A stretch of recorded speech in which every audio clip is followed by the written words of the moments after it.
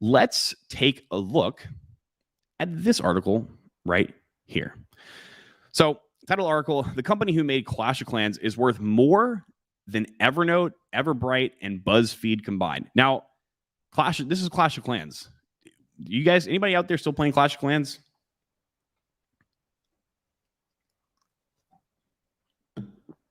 This article is from 2016, but nobody was really playing it back then anymore, were they?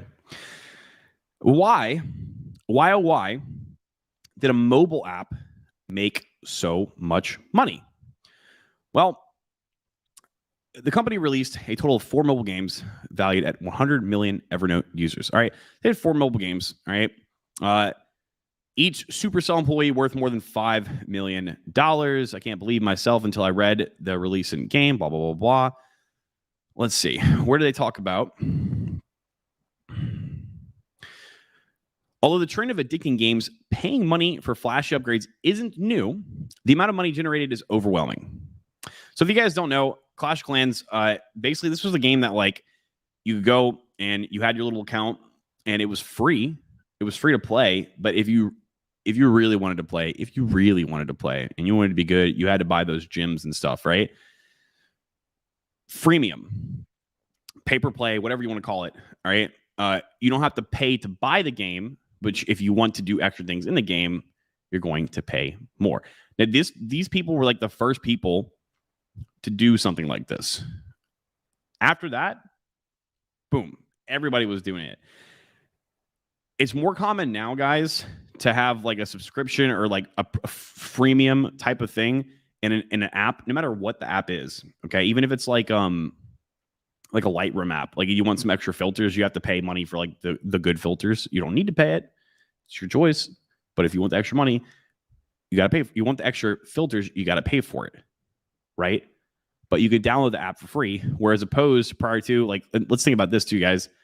What about back when you had a new video game for like a PlayStation or Xbox, whatever? You would go into the store and buy the game, right? Not like that anymore, right?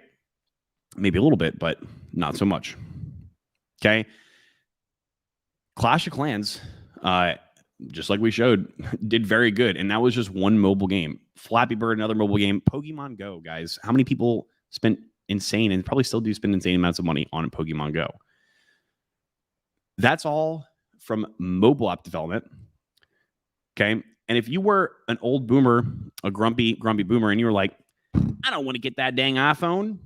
That's too complicated. I can't use those dang old applications. You guys seen the parallel here yet? Now let's go back even before to that.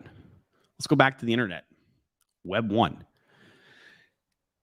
Here's what the people were saying. Well, dang on, what's this email thing? Ain't nobody going to ever be sending no electronic mails. This too complicated. I don't literally know how to use this. And meanwhile, Billy Bob Thornton in 2022 has like 15 email accounts now. He's got a burner email account.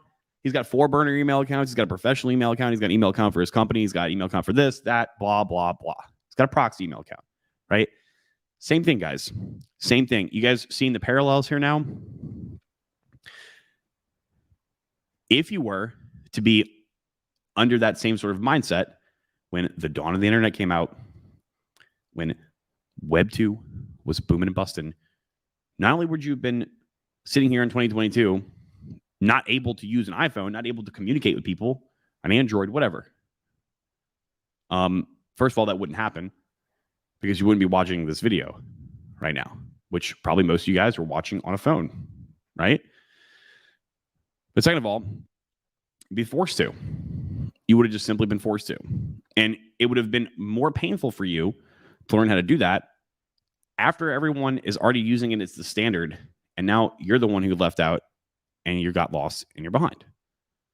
Not even talking about investing in like Amazon or investing in Apple, all right? Any of that stuff when this is going on. Literally just knowing, understanding, and using it and not having this mindset of like, that's stupid. Magic internet things. Magic internet applications. Magic internet money. Same thing, guys. Another thing that Web3 has that is a parallel to Web 2 and Web 1, mostly Web 2. Okay. Web 2, guys, Web 2 basically like everything put on a mobile app. It's a little bit more complicated than that. It's actually a lot more complicated than that. But let's just say, for argument's sake, to keep the stream simplistic, putting things into mobile apps, all right? Because we have apps for everything now. I don't have a scanner in my house anymore because I use Microsoft Office Lens when I want to fax something. It's very simple, right? It's an app. Everything has become destructured and restructured into the internet, except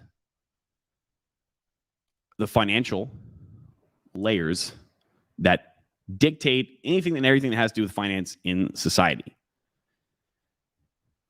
Like I said, internet and tech, Web 2 wave, all that stuff redid everything to make it better, easier, and more streamlined for everybody to use and get involved in.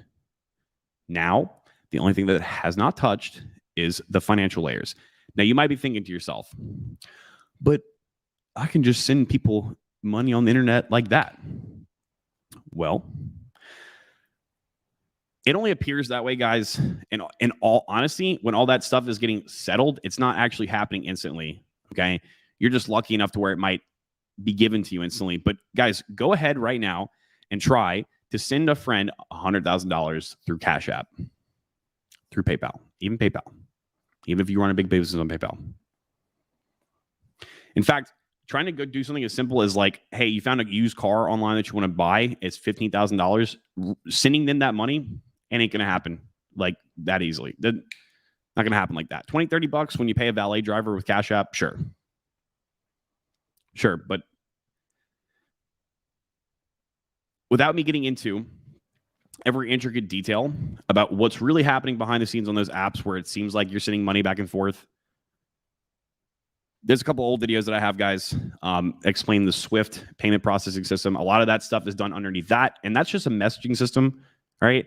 But that's not, first of all, it's not happening instantly, okay? Second of all, it's not permissionless. And that's a huge, huge thing in Web3 is permissionless.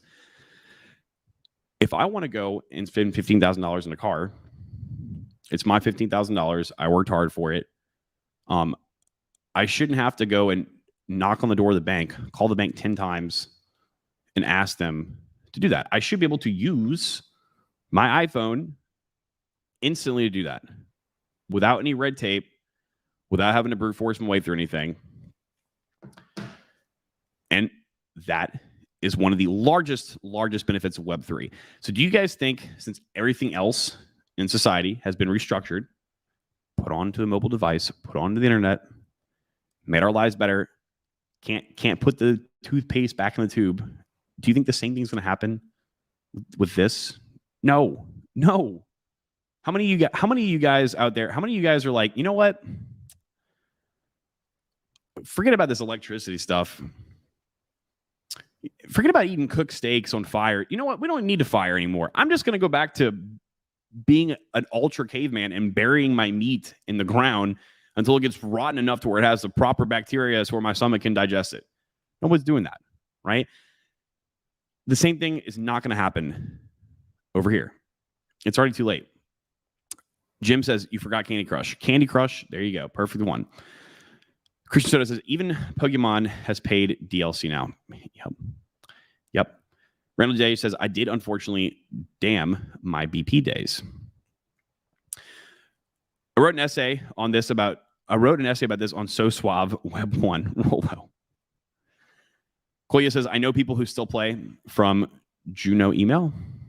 Who still pay for Juno email? Oh, jeez. Max Signisa says, no internet equals no tech industry. Yep. Bada boom, bada bing. Because what is the underlying thing that connects all these machines together?